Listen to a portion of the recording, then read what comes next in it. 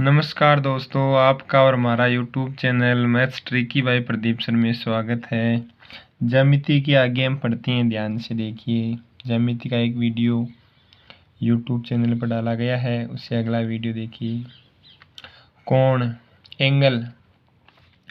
एक बिंदु से आरंभ होने वाली दो किरणें जिस आकृति का निर्माण करती है उसे कोण कहते हैं। मतलब आपका एक बिंदु है, ये इस बिंदु से दो किरणें निकल रही है आपकी ओ ए और ओ बी। इन दोनों किरणों का जो झुकाव होता है, उसे आप क्या बोलते हो? आप कोण बोलते हो।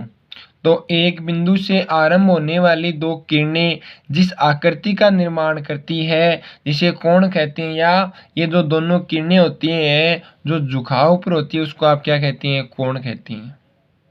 एक बात और ध्यान दीजिए आप कि डिग्री हम लिखते हैं कोण पर। ये डिग्री क्या है? ये कोण की इकाई है। आपको पूछ ली जाए कि कोण की इकाई क्या है, तो कोण की इकाई क्या आपकी डिग्री है। इसी प्रकार आप दूरी की है तो दूरी की किलोमीटर और मीटर इकाई है। इसी तरह से हम कोण को मापते हैं तो डिग्री में मापा जाता है।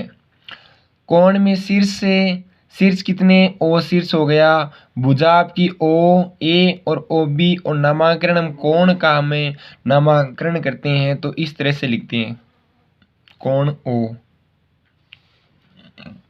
आसन कोण देखिए, ऐसे कोण जिनमें शीर्ष उभयनिष्ठ हो। शीर्ष का मतलब ये आपका ओ शीर्ष है, ये उभयनिष्ठ होना चाहिए। जिसमें मध्य वाली भुजा भी उभयनिष्ठ हो। देखिए ओ ए ओ सी, इन दोनों के बीच में एक भुजा है ओ बी। ये दोनों भुजा उभयनिष्ठ होनी चाहिए।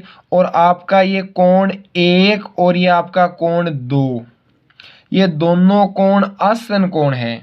ये दोनों आसन कोण कब है? जब ओ बी उभयनिष्ठ भुजा है और ओ ए ओ बी और बी ओ सी आसन कोण है। आपका ए ओ बी और बी ओ सी आपका आसन कोण हो जाएंगे। लेकिन शर्त यही है कि इन तीनों भुजाओं का शीर्ष एक ही होना चाहिए और ओ बी इन दोनों की उभयनिष्ठ भुजा होनी चाहिए। देखो बी ओ सी और बी ओ ए, मतलब ये आपकी ओ बी है, इन दोनों कोणों में काम आ रही है।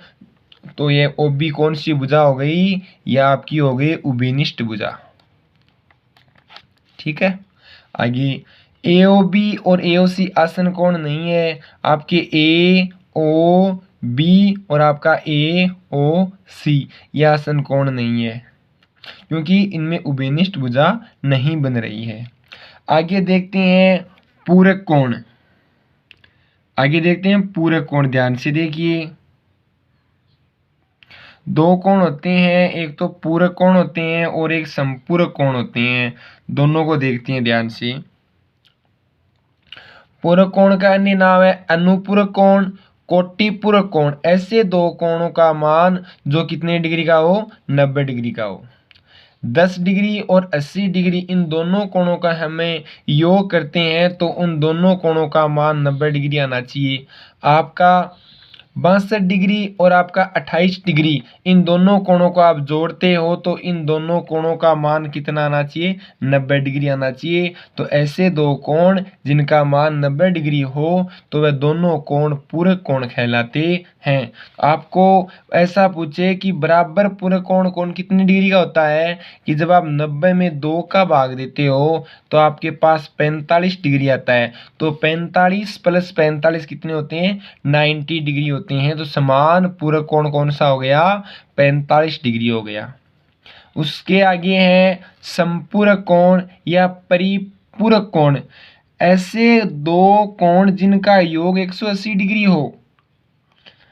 पूरक कोण में क्या था कि ऐसे दो कोण जिनका योग 90 डिग्री था और ऐसे दो कोण जिनका योग 180 डिग्री है। 140 डिग्री और 40 डिग्री, इन दोनों को जोड़ते हैं तो आपका योग आता है 180 डिग्री। 35 डिग्री और 145 डिग्री का हम योग करते हैं तो इनका योग भी कितना आता है, 180 डिग्री आता है। तो समान संपूरक कोण भी आपका 180 में आप 2 का भाग देते हो तो आपके पास आता है 90 डिग्री। 90 + 90 180 डिग्री। तो समान संपूरक कोण का मान आ गया 90 डिग्री। हम पूरक कोण और संपूरक कोण के आधार पर कुछ प्रश्न हल करेंगे, ध्यान से देखिए। और यदि आप मेरे चैनल पर नए हो तो चैनल को जरूर सब्सक्राइब कीजिए। देखिए, यदि कोण x + 13 डिग्री वह x + 5 डिग्री परस्पर पूरक कोण है तो x का मान ज्ञात कीजिए। शानदार क्वेश्चन है, ध्यान से समझिए, आपके समझ में आ जाएंगे। आपको दो कोण दिए गए हैं, x + 13 डिग्री और x + 5 डिग्री। ये परस्पर पूरक कोण है। आपको पता है कि दो पूरक कोणों का मान 90 डिग्री होता है। तो आपने x + 13 और x + 5 को ऐड कर लिया, किसके बराबर आ गया, 90 डिग्री बराबर आ गया। x और x आपका क्या आ गया, 2x आ गया। 13 + 5 कितना आ गया, 18। ये आपकी LHS साइड है, ये आपकी RHS साइड है। इस 18 अचर पद को आप इस तरह भेजोगे तो किसका हो जाएगा, माइनस का हो जाएगा।